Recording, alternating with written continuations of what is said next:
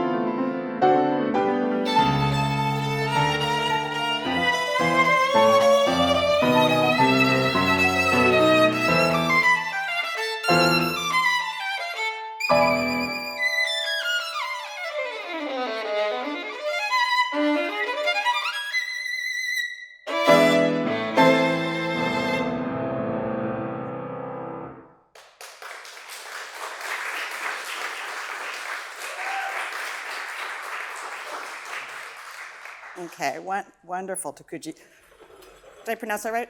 Yes. So, it's a lot to talk about. How did that feel? Not too bad. Good, okay.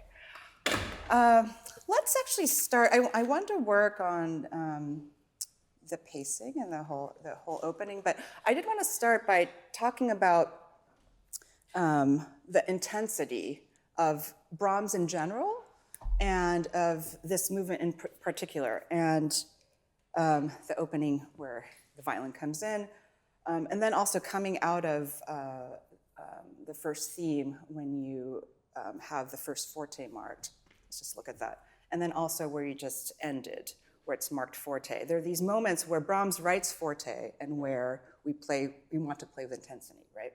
But what I'd like to work with you on is that it's not as soon as you see forte that you give everything, because it immediately goes to, let's say we're going between 0 and 10, it immediately goes to 10 and stays there.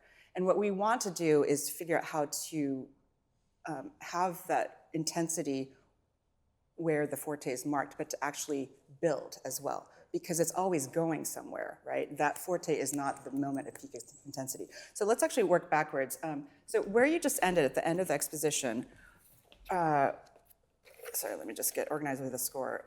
Where would you say, okay, so where's the forte mark? Let's start with that, the first forte mark. There are a couple of them. There's one right at the chorus. At 244, right? I'm just gonna grab my violin. Where are you ultimately building to? It's to the top note in 268. Yeah, can you just play that quickly? Or show us what that is?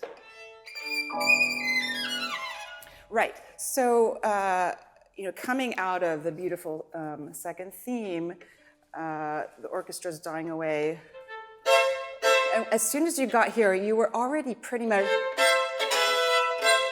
at the intensity of where you just played, the arrival, right? So can we just go from there?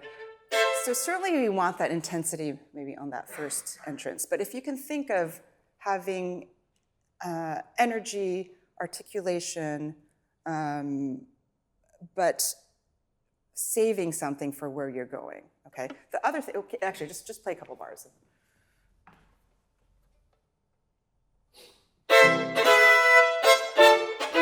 Okay, let's just, 2 bars, okay.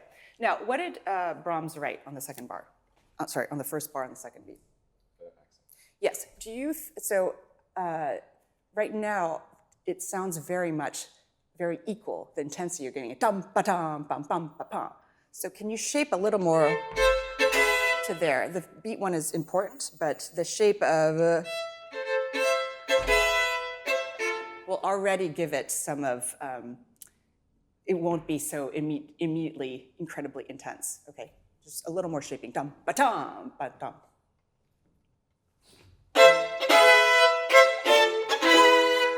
Yeah, and then keep going. Can you build here? Dum ba dum ba dum ba dum ba dum ba dum ba dum. Right, instead of dun ta dun ta dun ta dun ta. Yeah, so yeah, if you can release a little more, can you play it a little slower? So it's not all of your down bows are equal. Right now they're all quite equal. If you can think of stepping back a little bit and then building. Good. Right away from the second beat. So, right?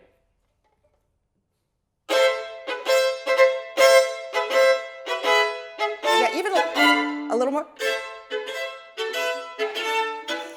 So it's really dum ba dum ba ba. In practice, it shouldn't be so obvious, but I just wanted to exaggerate a little bit. Good.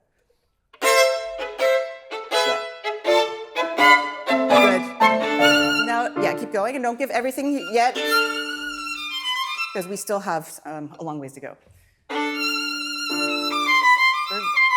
Now, more, right? And now we're building again. Yeah, you don't have to back up as much. Good, keep going.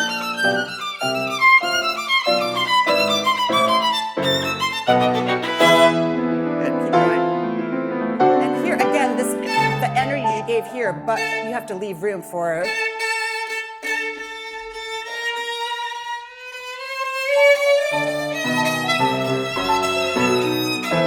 So this is not yet your peak intensity, right? This is, what would you call that from 0 to 10? You're like 8.5, right? And then 9, 10, and go to 11, okay?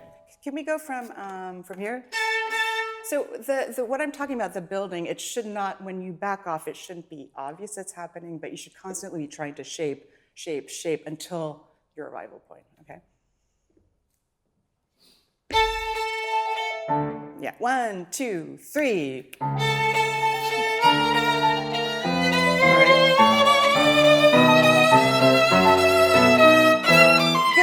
Good. So already, I would say that you were already at 9.5 there. So these should never be equal.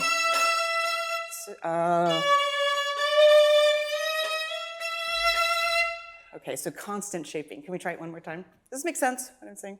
Yeah, okay. Keep building, keep building. To shape, to here.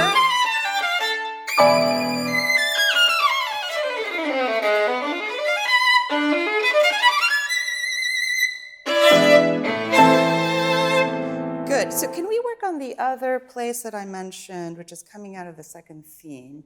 So that's coming out of here.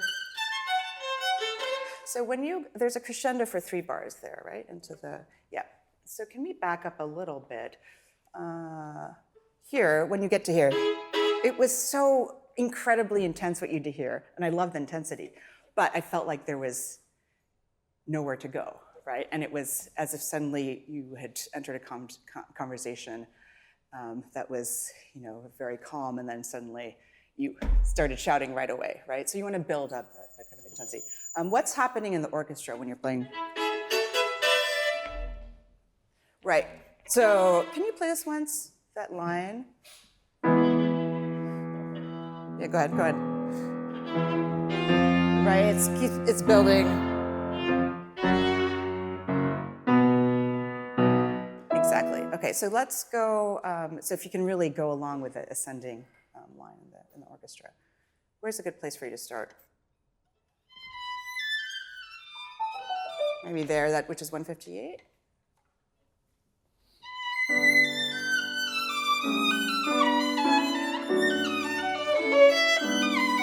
Yeah, I know we're starting out of context, but I think this is already too intense, right? We're still in dolce, very sweet singing. Good. Now the crescendo starts. Now shape to there. Yeah, good. Yeah, good. So I love the direction you gave there.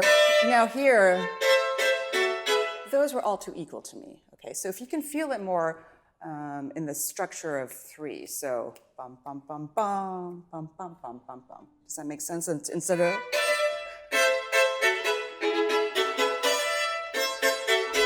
actually point out 3 more instead of being so strong on. So can you play with me once? And 1. Does that make sense? So I'm pointing out, I'm going along with the orchestra line there. Okay, let's go right on it. 3, 1, 2, 3, 1, 2, 3, 1. Okay, now let's play that one more time, and if you can try building intensity all the way to, and then it starts over again. And then we build again the intensity, okay? So just as we did in the end, right? You're gonna go all the way to the end of that phrase. Yeah. More time. 3, 1. A little less on these strokes. Right. Leave room for you. Now start over again. Bum, bum, bum.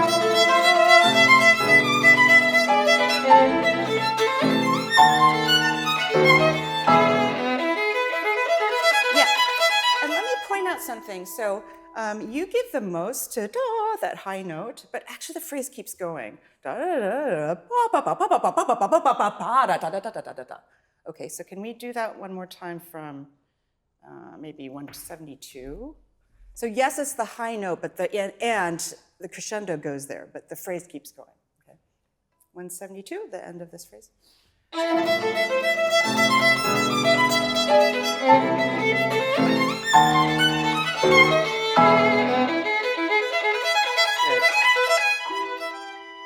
Good. Okay, good. Okay, now let's go. Yeah, we have to. Let's go to the opening. Now, tell me, once you get to ba, which is here, what are you thinking about, or what are you focusing on? Where's your? I'd like to be able to say that I'm focusing on shaping it to the triplets, but I'm The thinking triplets, here to here. But Okay. honestly, I'm more thinking about making sure I don't play this steadily. Okay. So say that again one more time. I've been told a lot that it needs to be almost perfectly in rhythm, or that it can't deviate from the beat, and I think that's probably preoccupying me. So you're trying to play evenly? Okay. So this is an important point when we're, what we're focusing on when we're playing, right? And in this instance, I think you should be listening to the orchestra, or in this case, right, this line. Now, do you know where you were relative to the melodic line? Were you with it? Were you behind? Were you ahead? I would guess that I tend to be ahead. Yes, yeah. So it's, when the violin comes in, how would you describe that, just in musical terms? It's pretty glorious right there. The violin entrance. No, here. It's dark. It's dark, it's D minor, it's explosive, right? And then it's glorious here. Now, and what is happening? What are you doing in this whole passage? What's the musical function? Intensity down to the theme. Exactly. Now, I know because it's very busy and there's a lot of notes that you're trying to play steadily, can you think of it more lyrically? And if you were to think of it more lyrically, even though it's a lot of arpeggiated notes and so on, then it might enable you to sit in the pocket of the melodic line. So I think that should be, you know the notes, you have the coordination down. And in terms of also channeling all the adrenaline that comes with this, I think if your ear is really attuned on bringing in each orchestral instrument, because that was where it seemed like I wasn't sure that you were always thinking of what melodic line is starting, who's coming in, and kind of playing with them, even though when you're playing with the orchestra, you're going to have your back to them. But just as in chamber music, where you'd kind of, if the second violin or the cello has a line, where you'd lean into bringing them in, okay? So, yeah, let's start there, actually. Is that funny, or do you want to start at the very beginning? That's fine. Okay, so we're going to go, yeah. So what is the first instrument that comes in? It's the timpani is doing a roll the whole time. Oh, the melodic material. Yeah. Oboe. I just know that it's a wind. Yeah, oboe. So if you can just imagine, okay, spatially, the oboe's behind you, just kind of bringing in the oboe, and I'm going to play the oboe part with you, okay?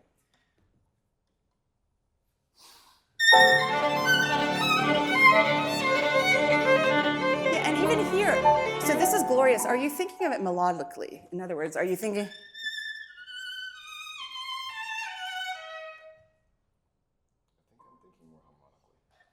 Harmonically, okay. But can you bring out those melodic lines too? Because that's what's going to set up the... That comes 2 bars right there, okay. So...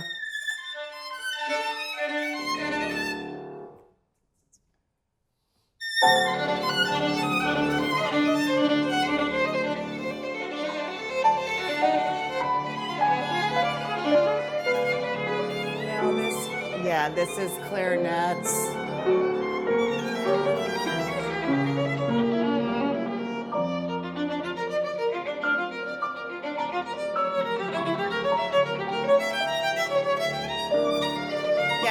stop you there and have you do it one more time. Does this feel any different? If you can think of really filling out the melodic line, you're already, of course it's easier when you play it a second time.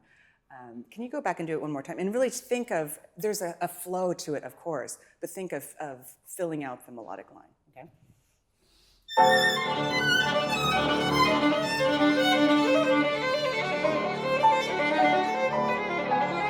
Play in the melodic line. Here's the clarinets. Right? Flutes.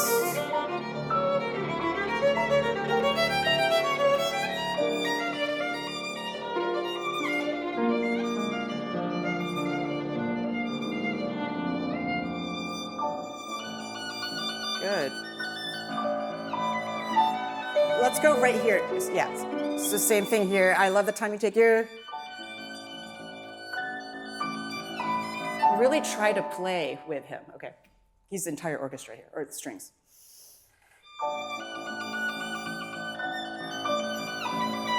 Sing through this as if you're playing quarter notes.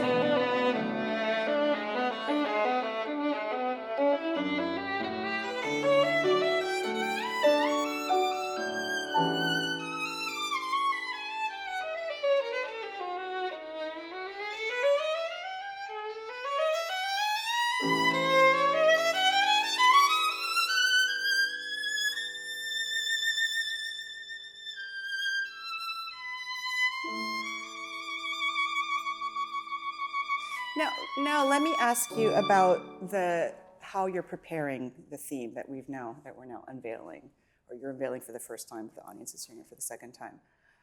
It's very natural here to make a crescendo with ascending line.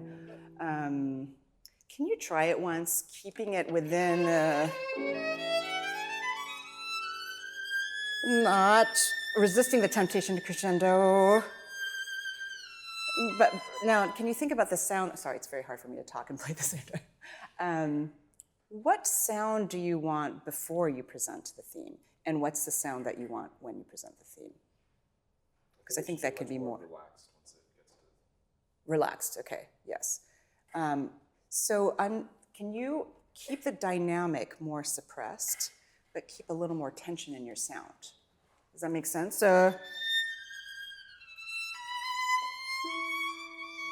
So not relaxed. Right now you're floating quite a bit. Until you resolve.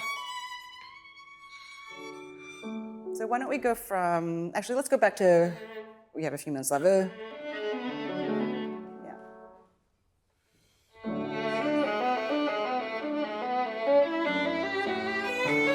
And a minor point here. The orchestra changes on 3, maybe not so much of an emphasis on 2, beat 2, yeah? I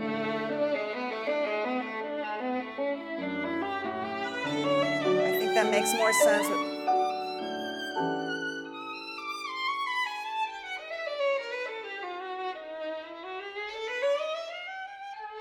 Now keep us, you're ascending, but keep us in this pianissimo, but still with tension in the sound.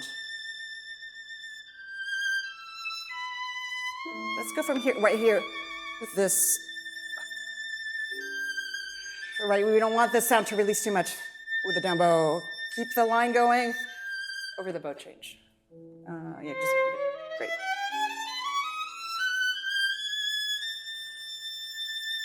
Connect.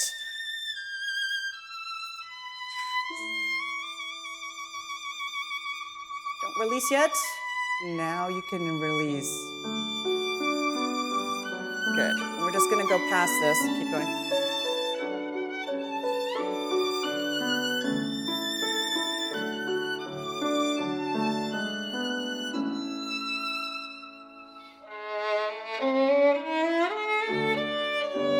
Good. And just right here. So what happens here?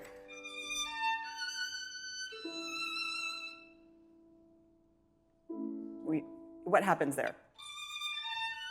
We finished. Are we finishing the theme? How is this related? I feel like you can let the end of this statement of the theme breathe and then start exploring. Okay, can you just finish the theme? It felt quite connected to me.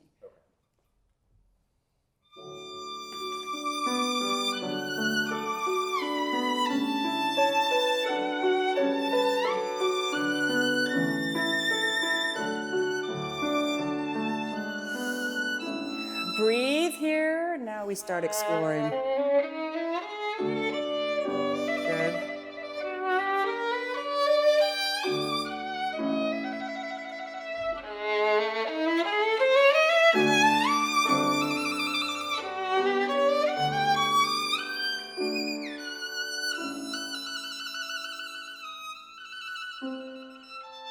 And we're just going to get out of this to build the next section that we worked on. Okay, keep going. Listen to the orchestra's line.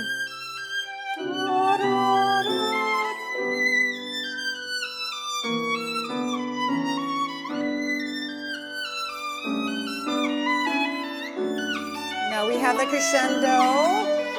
Build intensity. But think about where you're going, not too strong. Release.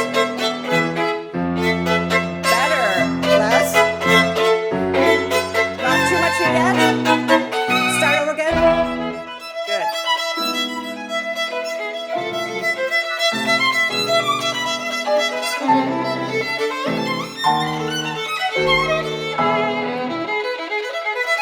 Good. And we'll have to stop there.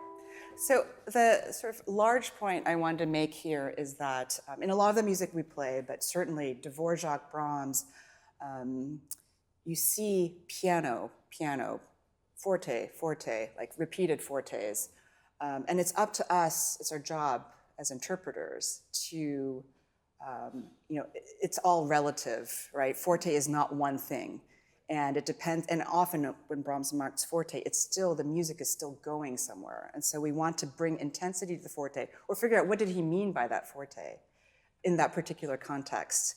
And, not just give away everything at once just because it's marked forte at that particular point. It's all about, building very large scale structures. And this is certainly a very big structure. Was someone working on the C minor quartet?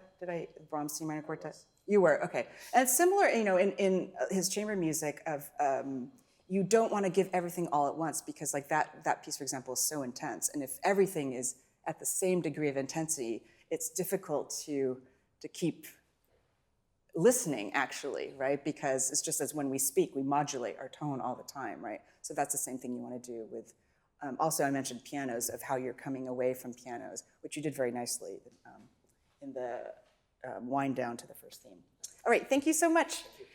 So now we have,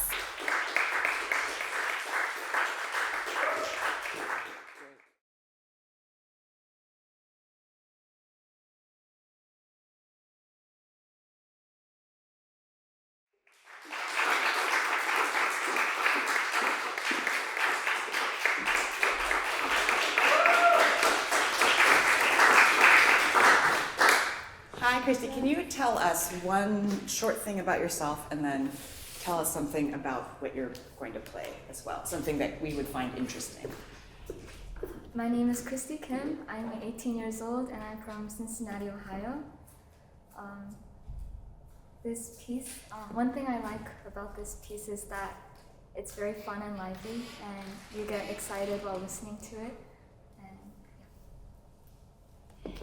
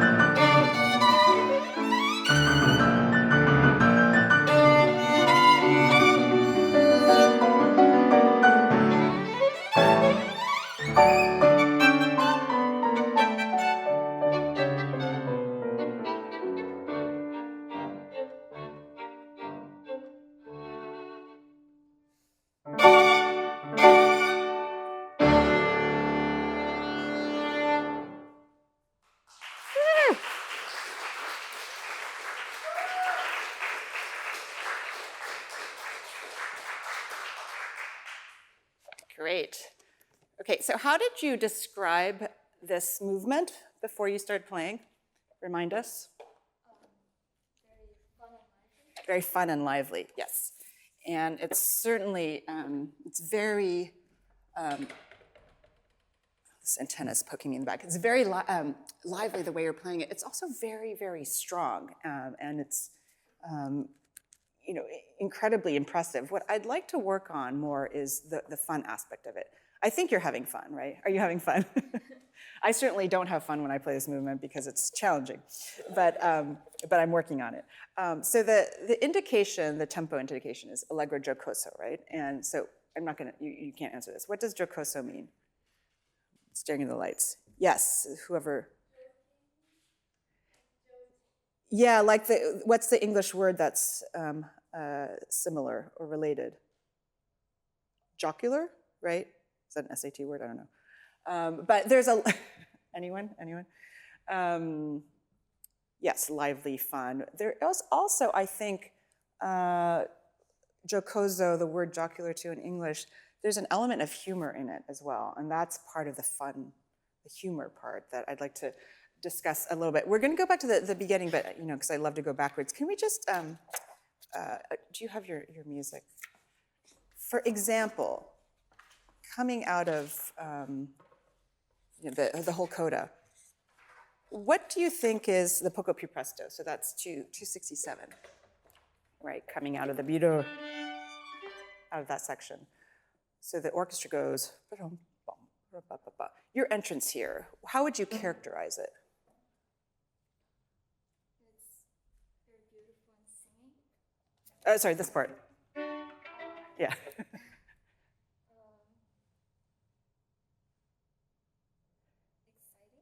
Exciting. Yes, it's also an element of the, I want you to do it again, and it was, so Brahms marks here piano, and there's accents on a lot of the downbeats, right?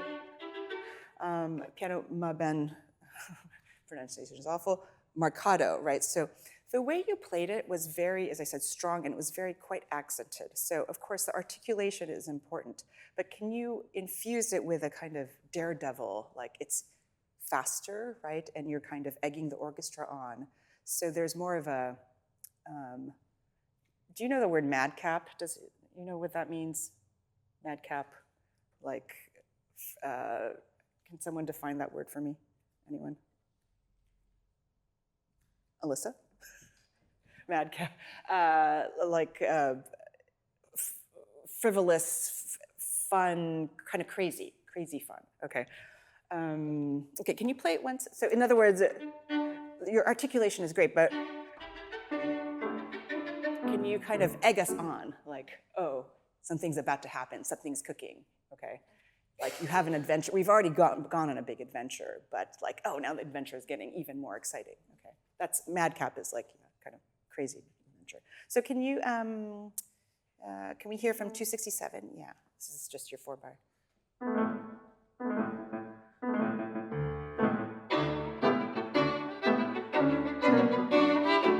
Great, okay, so as I said, it's so articulate what you're doing. I don't think that has to be as accented as you're playing. Right, I think we're going to hear it, so give it a little bit more by the bar, because as soon as is a little more, it's a little more heavy-handed, right? So just lighten it up a little bit.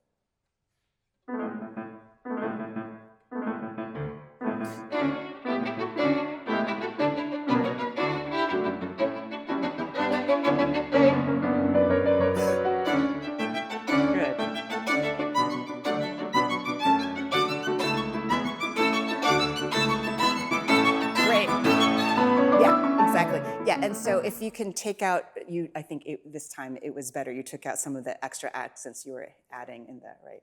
Okay, so how did that feel? Did it feel different? It felt like I was going for a longer line. Yes, right, because the more accents you add, like equal accents within a phrase is the enemy of a long line, basically, right? Okay, but when you get to this point in the piece, I think it's important to think, I mean, again, you have the execution down, and think, you got the clarity down. Think of the character of what you're trying to impart to us, okay? Which is this kind of like, you're building up the last hurrah in this party. That's the last movement. Okay, let's go back to the top. I want to talk about actually just bow hand. So for this opening statement theme, the quarter note, this is execute through arm motion, right? Now, I'm seeing this also executed from here.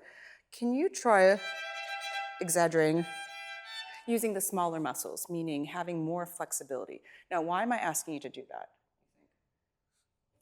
Here too.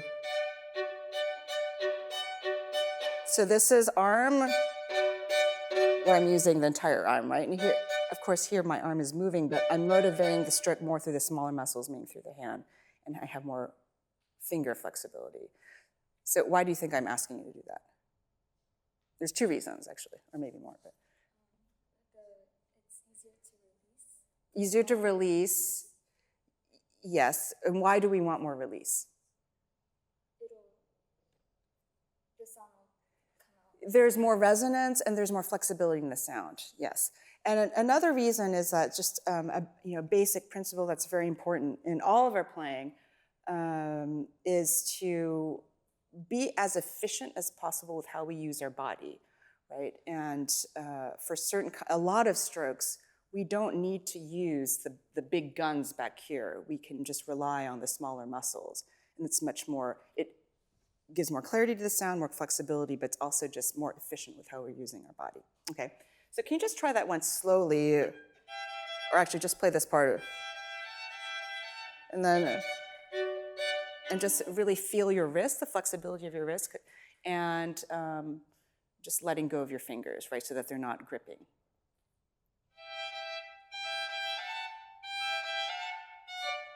Yeah, so on the up bow, can you feel your hand kind of close in more? Yeah, like that. What does this make you think of? Does this make you think back there, anything, any exercise you do? This? Collé, yes. So do all of you do, sorry, I can't see everyone back there. Do all of you do collé exercises? How many of you don't do collé exercises? A few, okay. So just a little detour. Well, let me ask you, why do you do collé exercises? Why are they so important? What do they relate to? I want one of the young artists to answer this question. Or Nick Cords, why is it important? Yeah. Yeah. Okay. Yeah, and it's to, well, flexibility in the sound, it's also, but the exercise is also to build to learn the flexibility in your hand, in your fingers, to build flexibility in sound, yeah? And it relates to everything. It relates to bow changes, it relates to spiccato, it relates to this kind of stroke, it relates to, in other words, this, we're not literally doing that stroke there that we do in the exercise, but we're using that kind of flexibility that you learn in the exercise. Do you do it? Used to, yeah. Okay, so you know what I'm talking about. Okay, so can we do this one more time? On the up bow, if you can think of, yeah, yes, exactly. Uh-huh.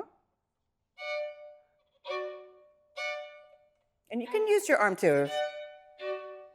The arm is following though, okay? It's not, what I'm getting at is that I want this to be flexible, okay, while you,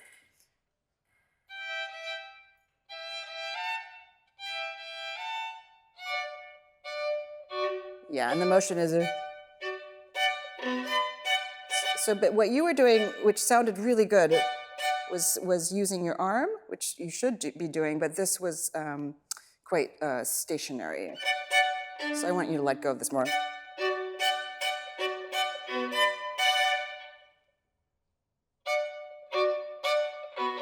Mm-hmm. Does that feel different?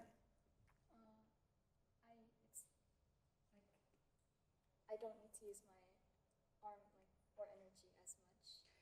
Yes, so does it feel more efficient? Yes, okay, good. Can you try playing the phrase now? But really try to incorporate that. So.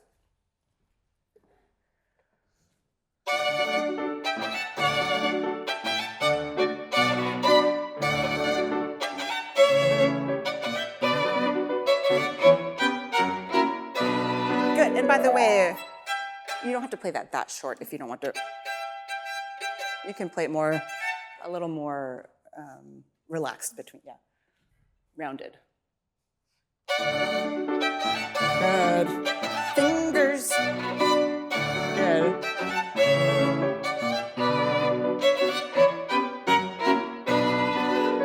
Okay, great. So this is, you said fun, spirited. How much energy do you want to give to us with this kind of, it's like a gypsy sort of theme, right? How much energy would you say you want to send out to the audience with this theme? All of it? Okay. How much energy do you think you're releasing with your down bow strokes? It feels a little restrained. Restrained. Okay. So can you do this once without the bow? So this is basically the, yeah. But put your back into it too. Yes. So right now what I'm seeing is, right? So can you think of this motion? Actually, yeah, full motion. This is not actually as much motion as you're going to use, right? So as if you're almost, it's not quite a swimming stroke, right? But yeah, really use your whole arm, yes. And it should be coming from the back here. So think about, yeah, great. Now, can you just play that and send out as much energy as you can with the release of the bow and the arc of the motion. Think about the arc of the motion. Good, now can you do that and get back to where you need to play the next thing, yeah. Good, now think about the front of the note too. Boom, right, because we want clear articulation to be, not a swell. Good, now can you go on? Can we play with you? Good. Hand, arm.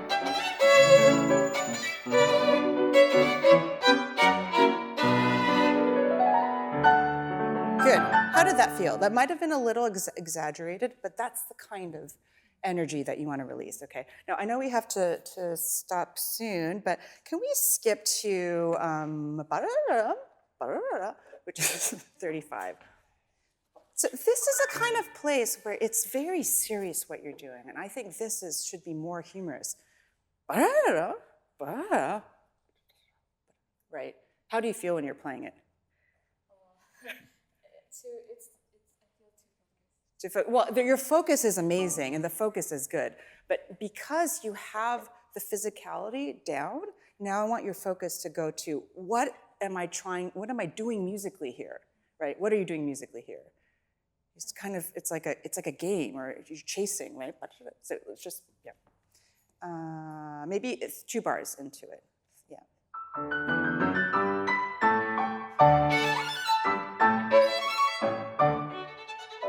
Yeah, one more time, and yeah, even more, do you know the word impish? Like more playful, more, yeah. Okay. You're laughing here.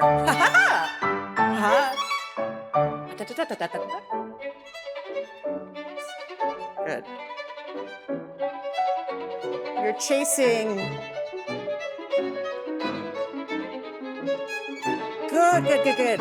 Good. Now, I was hearing some added accents. Yeah, and so, and can I ask why you're doing that? I was trying to show like the... Yes, I think you can show it without adding those extra accents. Yeah, be very wary of accents aren't written. So can you show them to me? Without adding the accent. Can we just go from before we stop, from here, from there? The downbeat.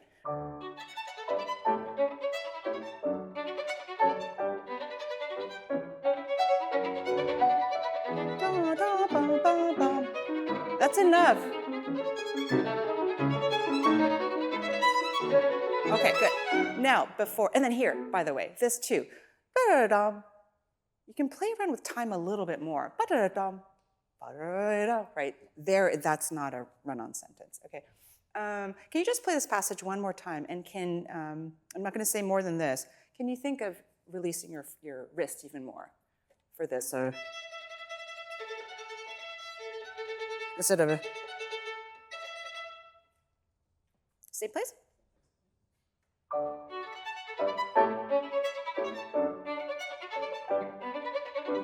And maybe try, you don't have to try to take it off the string as much. Okay.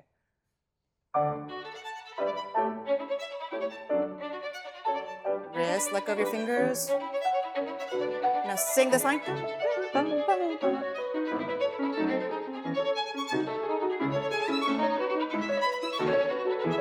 Wait. Yeah, and then not that one. Yeah. Okay, how did that feel? Yes.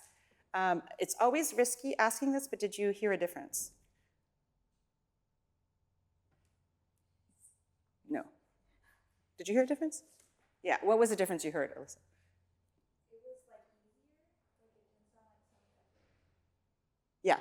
Again, there's more flexibility in the sound, and so more effortless and lighter. Yeah. So that's something that I would really think about, and is just right hand flexibility, letting go of the wrist. Okay.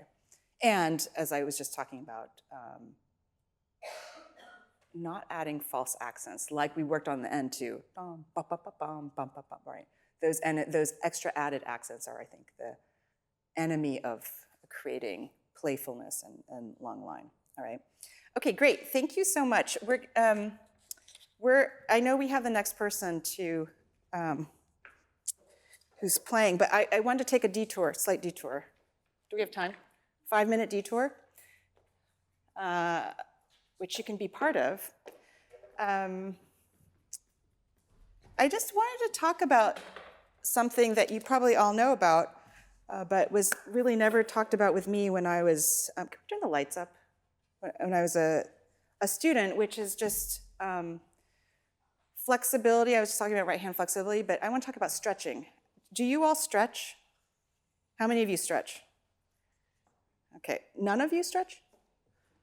I can't even see back there. Do you stretch? Sometimes, okay. Yeah, so how many of you play scales as part of your, or have some kind of warm-up, like scales or etudes? Most of you have, okay. Now, when you're your age, you're all teenagers, your bodies are very resilient. I know you've been playing a lot, and you're probably feeling fine. But it's so crucial to the longevity of your careers that you take care of your bodies. And one crucial part of taking care of your bodies as musicians is learning to play in the most efficient way possible, and using your body in an efficient way, not overly using muscles you don't need to use. Of course, playing the violin, playing any instrument involves, piano too, some degree of tension, right? There's some degree of tension that's necessary, but you want to eliminate as much as possible unnecessary tension. So that's one thing, is just figuring out the most efficient and healthy way to use your body. But the second part of that is stretching, is really, really crucial. And no one told me this when I was a teenager, and then when people started to talk to me about it when I was in my 20s, I didn't listen, I didn't take them seriously. So I'm telling you now that's something that you should incorporate, just even like 2 minutes into your routine, because that's what's going to sustain you through a healthy career. Because I can tell you from my end, where I stand after 30 years of performing, the students I see who are in their 20s, I teach graduate students, and amongst my colleagues, of course there's some people who are healthy throughout their entire careers, but for the most part, I see a lot of strain injuries, and those are things that can be often avoided or don't have to be severe if you have a healthy stretching routine. So can you all stand up? I'm just gonna walk you through a couple of very, very simple stretches. We can't get into and spread out a little bit. Okay, you wanna put down your violin so you can. Okay, so one thing that gets neglected a lot are our wrists. Okay, so, and this is also crucial because I am guessing that many of you spend a fair amount of time on your phones, hopefully not, but this kind of thing. It affects our playing, and the computer phone works affects our shoulders, our necks, and our wrists. Okay, so first thing is just put your hands together, and can you try to make like a figure 8? Yeah, good. I'm gonna take you through like the 30-second version of it. Then take them apart and you can do. Some of you do these? Yes, no? Okay. Does it feel good? Okay. Okay, next we can go to neck rolls, okay? So just usually should do this more slowly, but really try to slowly roll your neck, and you usually will feel, do any of you feel that in here or not? Yes, so go all the way back, and you can go both directions, but really, okay, that's a good one. Now, what about roll? Now, when I do this, you hear, if you're close to me, you hear very scary sounds, and then you can go forward. Okay. That's to release some of, getting locked in here. Now, there are many versions of trying to work on stretching this out, which is really important as musicians. If you have room, if you can put your arms out, and then try to raise, keep this like a T, try to raise your palms while you're stretching. Do you feel that in here? Yes. So, yeah. So that's a good one, as if you're pushing the walls, it's like a Mission Impossible, and the walls are closing in, you're trying to keep them open. That's a good one. There are many of these versions that you can do at the wall. Okay, and then while you have your arms out, small circles, starting small, getting bigger, big, big, big. This is for shoulder mobility, getting into your back. You can get smaller, smaller, and then go the other direction. Yeah, this should feel good. And then this is one of my favorites, which is, I'll show you, doing this. And this is also for shoulder mobility, working on these muscles back here. How does that feel? Anyone like this one? No. You can try, it's hard, yeah. And I mean, I can't see, when I go this way, I can't touch this way I can. Okay, and then here's another one, there are many versions of this too, but stretching all the way up, this is really important, you can do that. And then put a little bend in your knees and release, doing this, right? Because as we often, as string players, we're up this way a lot, so we need to do this a lot. So the stretch and then release. That should feel good. Okay, that's just a few things that I do. But it's something that you can, incorporate in the middle of your practice session. You just put down, like if you're in quartet, put down your instruments and do it for 2 minutes. It's really just a matter of, yeah. Okay, next person.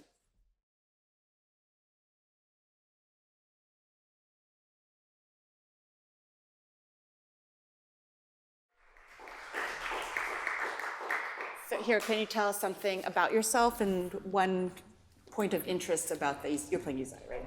Something that we might find interesting about the YSAİ. Hello, my name is Hiro. I'm from Cupertino, California. I happen to play the violin. One thing I really like about the YSAİ is that it draws a lot of different influences, sort of from Bach and going to like French Impressionism. And I think by doing this, he sort of creates a very magical and otherworldly atmosphere. So I hope you enjoy.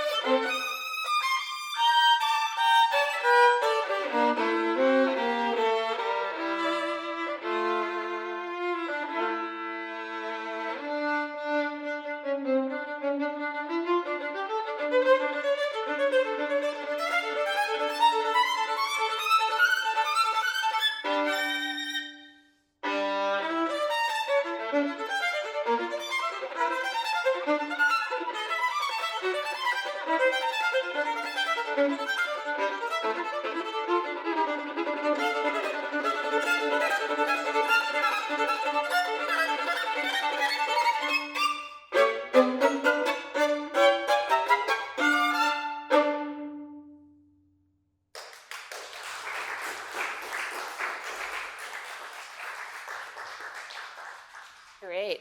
Here. How long have you been working on this? A month or two, I think. Okay. So talking about this a little bit in the Brahms first movement, but so what it's Ballade. It's What does that mean to you?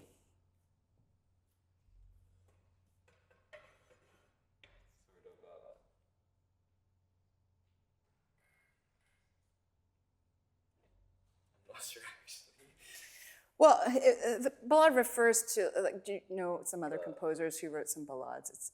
It's a poetic form, it's a musical form, but, well, taking away the title, would you say this is, I mean, you're telling a story, basically. There's a great narrative sense to it. Now, it's not program music, you don't have to, you know, attach it to a storyline.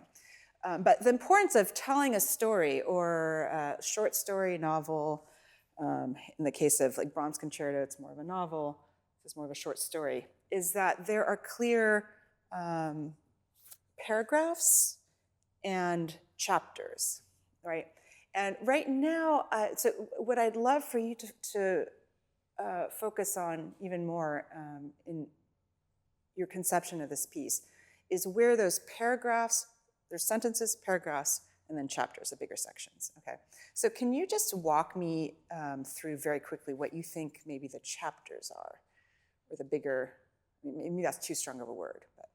And this kind of organization of the larger the scale of the piece you're playing, the more important it is, but it's important also even for, you know, very short songs that you're playing, the organization of ideas, right, and how they relate to each other. And the reason is because I think you can delineate more clearly between, sometimes with time, sometimes with dramatic effect, sometimes with dynamic, what the different, and color, what the different sections are. Okay, so what do you think? Clearly we have this introductory.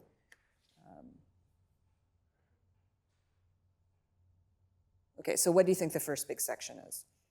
If we're talking big section. Yeah, big section.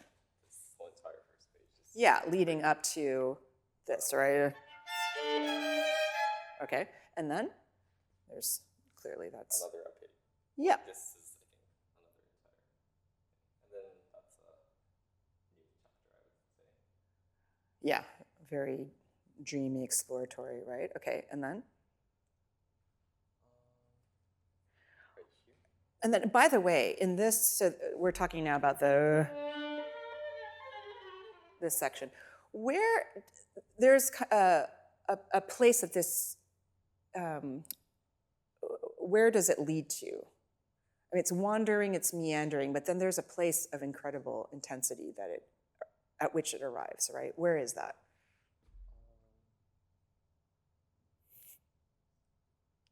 Yeah, the hard part. The hard part. Right, yeah. And so I thought, okay, for example, that could have been a more dramatic, like it almost seemed too easy for you. Like you breeze through it, and I didn't feel that build up to it and the kind of the dramatic excitement of that, okay? And then coming away into this is kind of like another, this seemed too, to me, elided into what came before. Okay, so all of this to me there was wonderful flow to it, but I think there can be more dramatic contrast. Okay, and now going on. Yeah, we come back to this, right? And this should be a bigger moment. There's a writ, he writes fortissimo, right there. So that too, I was kind of only aware that it was happening because first of all, I know the piece, but also, you know, after you kind of stated it, then I was aware, but I think you have to set it up more. In the way that here, this is a place where there's like a cliffhanger and you're turning the page, if you can think of it that way, okay? All right, so let's just go, let me just work quickly through a couple of points. One is, okay, so in this opening recitative, okay, we have these fermatas between these two phrases, right? Your timing there was great. Now, I thought that, but it's one thought in between, right? So this was great. Here, it's beautiful how you're placing that, but I thought it was that the lines, the sentence, the long meandering sentence, stopped too much there. And then same thing here, I think. Yeah, there. We're going all the way to, right? So that's one thing, that's a minor detail, but really thinking through all the way to like where the end of your sentence is. And then the other thing is that, this is a question I have for you. He writes fortissimo, molto crescendo fortissimo here, in the very opening, you have a fortissimo here. I would take those fortissimos, you want to be strong, but this, actually, the way you played this was actually kind of the strongest dynamic you gave the whole ballade. So just think about that, okay? That you're giving, what does it mean in this context? You're giving intensity, but make sure it's not, this is not where it's the peak intensity of the entire piece, okay? Now, I want you to play the opening again, but can we just work on this? Okay, so this is, what would you call this theme? Is it? Yeah. Or how important is it, or is it? It's very recurring. Yeah, it's like a principal theme, right? Okay, so I wanted to talk about bow distribution, actually. Very exciting topic for me. How are you thinking of the accents, of executing them? Because we have those accents, right? Which he pretty much writes every time. And then sometimes we have, yeah, that figure. I'm trying to do weight and also a little bit of bow speed, but I'm not sure if I'm executing the bow speed enough right now. Yeah, so can we think less about weight for this language here and think more about bow speed? Now, if you're going to use bow speed, you need more bow, right? So what I'm seeing is from the U, okay? So what I'd like you to do is plan, maybe use just slightly over half your bow, not most of your bow. So we don't have to get the, rely on this weight kind of thing, right? Because I think it's more of a whooshy accent. And actually try using your vibrato too for the accent. Can we try that? Yeah, there's a lot of, for now, just let go of the weight, okay? I do want a clear start, right? You want to hear that, so, and then articulate with some speed and then save bow. Does that make sense? Here. So we're just changing the amount of speed we're using. Don't try not to use this too much. I think on this plane. Yeah. And don't stop the bow at all. It's ha, but da da da da.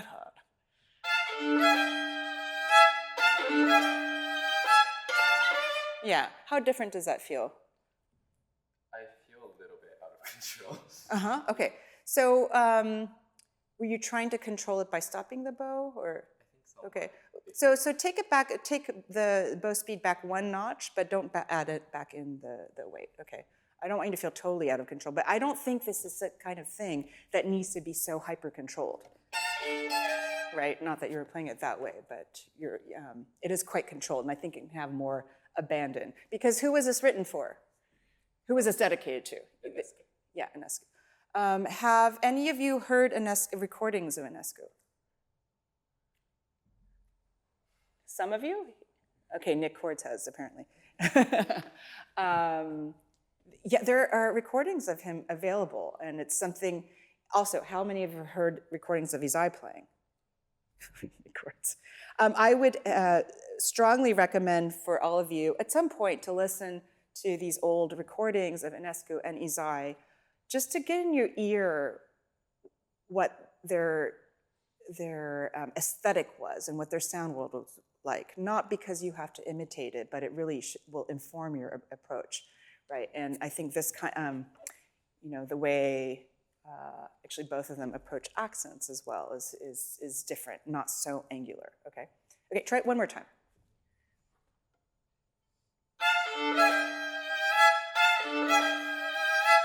Great. Now this time, don't think about your right arm at all. Think about the vibrato and try to just execute with the left hand. Okay, with the addition of more vibrato.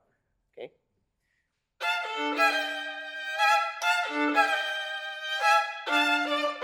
Okay, now try to integrate the two with vibrato and the bow speed thing.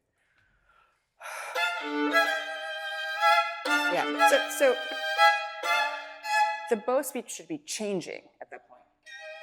So suddenly faster. Okay, just try the up bow.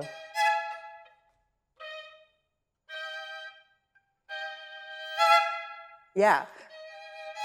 Oh, now let's try a little less, not so violent. Okay, now try the whole thing. Da-dum, ba-da.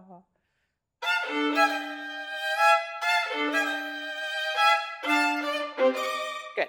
How free do you feel at this point right now? Very much freer than Much freer. Okay, can we add one more element, which is that all of us tend to accumulate and carry a lot of tension in our jaw when we play. I know my dentist tells me that I grind my teeth, and so a lot of us, carry tension when we're sleeping as well. So in the accents, you are clenching and adding tension here where you probably don't realize it, right? And I go back to my point before, which is that for a long career, long healthy life as a musician, you want to try to eliminate as much tension, the kind of tension that doesn't serve you. There's tension that we need. So can you try it once? You can try with your mouth open if you don't mind, or maybe just like smiling, and this time just be conscious of what's happening here. Okay, just try this. So yeah, the smile is not for showboating, not for showing off. It's just to release the muscles back here. Okay, so try like the Joker grin. Yeah. You stop smiling. Yeah. You stop smiling just at the da-dum there, right? Which is where you were clenching. So try it one more time, and try that fluid bow stroke too. Okay. Keep smiling. Yeah. Now, I know it's silly, but it's something to practice, not necessarily the smiling thing, but to be mindful, this is for all of you, when you're practicing, of recognizing where you hold tension. And one place that pretty much everyone I know, 98%, including myself, of people when they play, at the most difficult moments, like when you're playing double stops or accents or lots of runs, is people clench here. And that is not your friend, that is your enemy. So you want to practice in the release. And it's something that you have to be conscious of all the time to let go of that habit. Okay, so I want to build up to that moment, right, of this very declamatory statement. Can we actually, so this is silly, but can we go from here? We're going to skip just for the sake of time. The first line. Go from here, and I want you to think of through the line, right, of where I said of where there's a rest, where you were taking, I said too much time, of playing as if you're continuing the thought, right? And remember, the intensity here, you're going to save some for,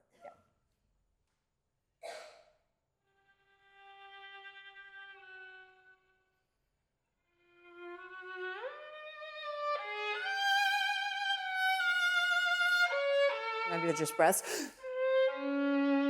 Keep going. Good.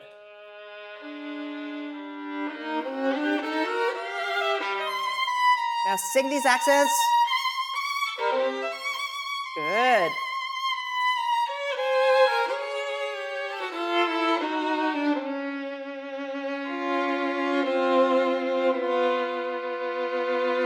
Good. That was a more continuous thought now. Next one.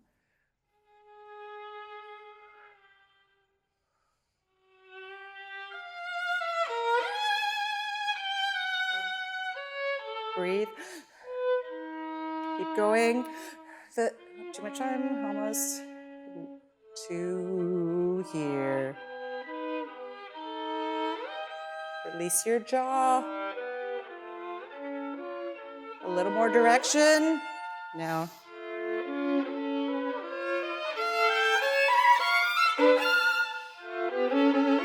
Okay, good. Here. This is already too strong. Yeah, that's piano, right? Can we just go from here? So, can we go from there? And can you hear? Think of connecting as much over your bow changes as possible, as if there's air between the bow changes. Okay, go from here. Air. Piano. Too much bow. One more time from here. Yeah, I know. Good. Release your jaw. Yeah. Start small. Yeah. Because we're building this whole line to yeah. Small, less bow. Good. Good. Release your jaw. Good. Good. Yeah, these accents too. Can you think more speed? Da da ba da ba da. And is it okay to start there? Okay, and also, can you stand, you're standing with your left foot back, yeah. Can you stand with a more evenly balanced? It's a lot to think about, I know. Yeah, it's still too much bite here, yeah. Think vibrato, da da da da da da da. Good. One more time, and can you think about using different amounts of bow for this line? It's not dum bum bum bum, just to however you want to do it. But.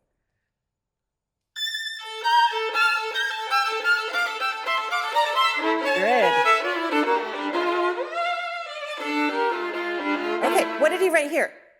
So it's like I was talking about in the build-up to the recap to, or what do you call when he, there's a writ, okay. Can you do it one more? Da, da, da, da. How dramatic can you be with this writ? Because you're setting up the statement of da, da, ba, da, da, da, da. Yeah, wherever you start before that.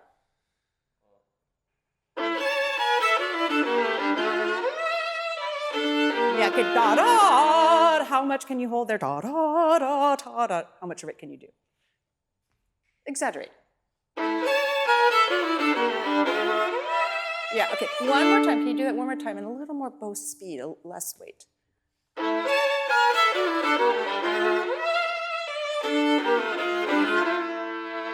Was that as much writ? Is that as much writ as you can do? You can do more writ, right?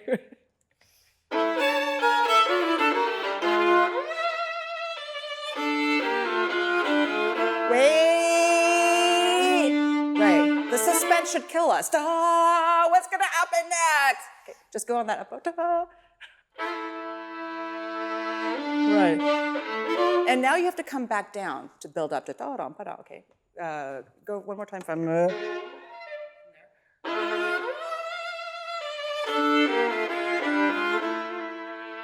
Come back down. And build up to. Good.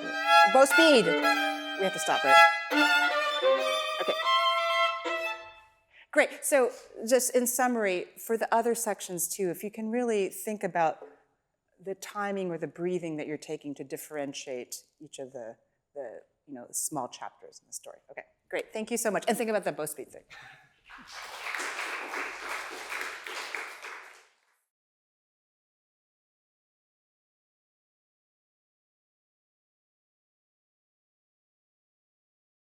It's Ines.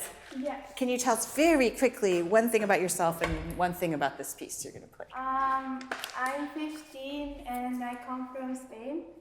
And one thing I like about this piece is that it starts with a slow introduction that contrasts the rest of the movement really nicely. So it all comes together really well.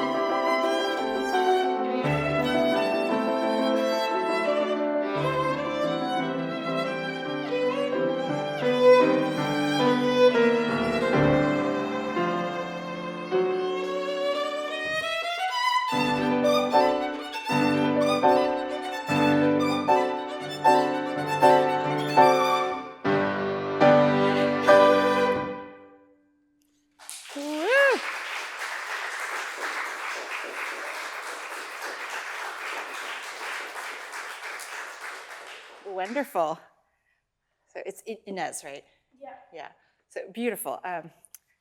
I love Grieg so much, and one of the things I love most about Grieg is what a storyteller he is. You know, and, all of the music I know of Grieg always like is so evocative, and takes me to distant lands. So I love about your playing your beautiful tone and the intensity you bring to everything. And I think one of the themes of today is really thinking about how to channel your intensity in ways that are that fits the music, right? So the opening, the slow introduction. So your first statement is very dramatic and fortissimo, right? And then what happens? The piano kind of finishes your thought, and then can you just play your, it's bar 10, right? Yeah, just from the beginning of bar 10. Yeah. Right, so without adding your part already, what does that evoke after this dramatic? It's a little calmer. It's a little calmer, and Yeah. maybe what's another word you might use? What about you? Fantasy, yeah, and this is what I love about Grieg is always, as I said, takes me to these like, think of quests and trolls but anyway, this is, there are no trolls right here. Fantasy, more dreamlike, right? And when you came in, it was with this gorgeous but very, very intense tone. So can you just try it once from right there? We're gonna just hit a few spots with the time we have. And it's pianissimo. So pianissimo it's really, think of it as a color, not a dynamic. So in this case, can you think of something that's distant, more distant, right? Because it was very present, what you did. So I'm not going to tell you how to execute that. You do it, however seems appropriate. It's dreamy, distant.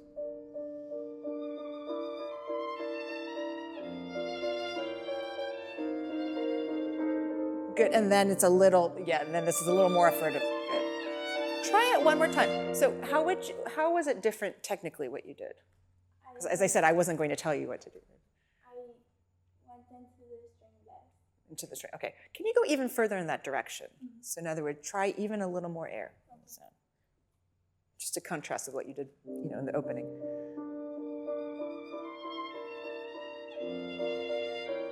Yeah, and what about a pianissimo sound where you use twice as much bow and half as much?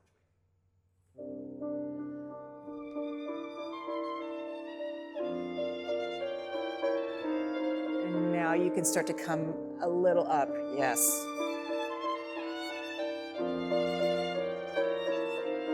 Great, how did that feel? Yeah, so this immediately to me evokes some, something different from what, when you played it through. It was softer, but had the intensity of what you were doing in the opening statement. And I think immediately you should, take us to a different place. Okay, now, your entrance, so Allegro vivace, the body of the work, right? The piano takes the theme, and then you join at bar 34. Now there too, it's marked forte con foco, but he states the theme in piano, and then when you come in, it's really, this is just, you're not stating the theme here. This is not, the most important material. So when you came in, you gave it, I thought, great energy, but can you just dial back the intensity a little bit and think this is taking you somewhere as opposed to like, I'm stating the theme, right? Okay, so can we just try that? From your statement of the theme, so 26. Yeah.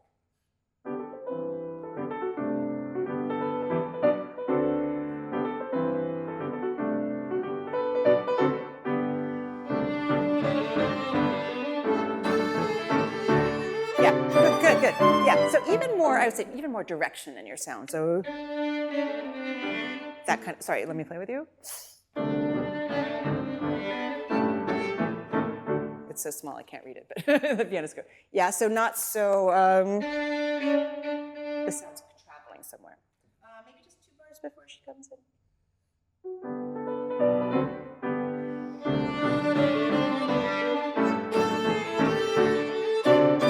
Good, yeah. And then again, one of my favorite sayings, beware of accents where there aren't any marked. So there's no accent there, right? So can you have a little more playful affect here, maybe? Just right where you come in.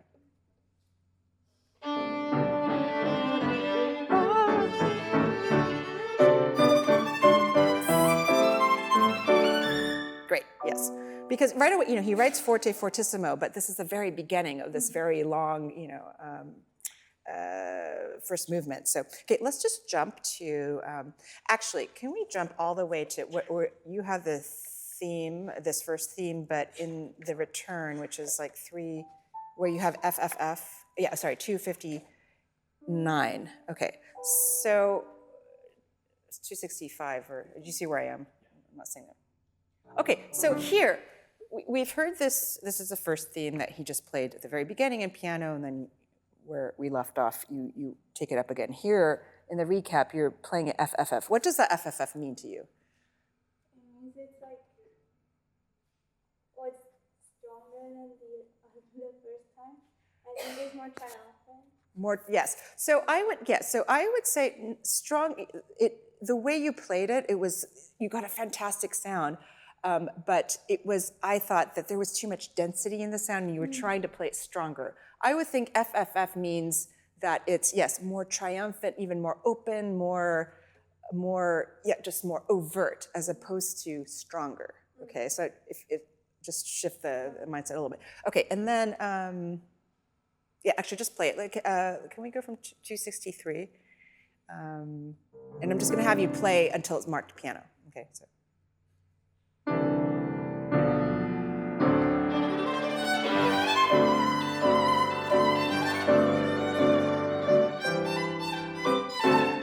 Good. Okay, so from the beginning, when we first hear this theme, how would you characterize a theme in general? Like both times? Yeah, in general, like not this time, but like the general character of the theme is? I think it's Open, dance-like. Yeah. No? Okay, so I think, so this stroke, whenever you have that, can it have more lift? Bum, ba-dum, ba-dum, ba-dum, ba-dum. And this goes back to what I was talking about earlier, about using more of your hand for this kind of can you just play the stroke once? And kind of exaggerate the use of, instead of executing, right, instead of,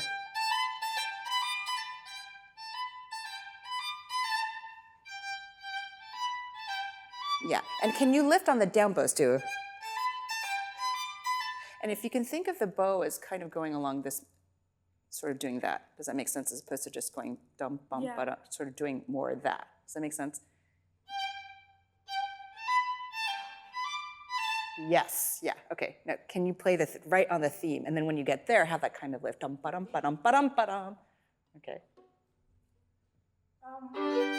Yeah, from right there. Right on the theme. Now, lift.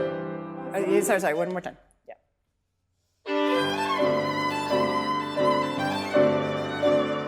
Dum, ba-dum, ba-dum.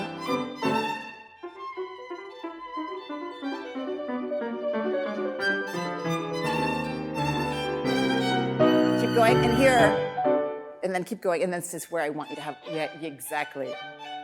To get more of that, yeah, light dance feeling. Does that make sense? Yeah. To really hear the lift of the stroke, to get that kind of effervescent, like bubbly quality. Okay. Does that feel different when you do that stroke? I think we have to. Do we have to stop? Is it time? Do you? Yes. Very, very, very end. Can you do the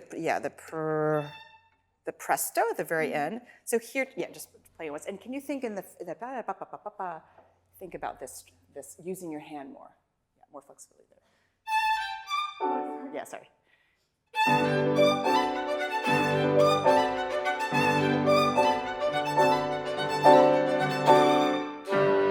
Because how did that feel? Because I wanted more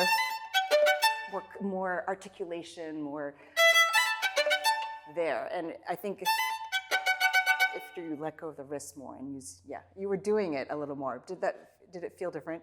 Yeah. Because otherwise, yeah, we don't get as much of the pop of the articulation when we're trying to. You hear the differences?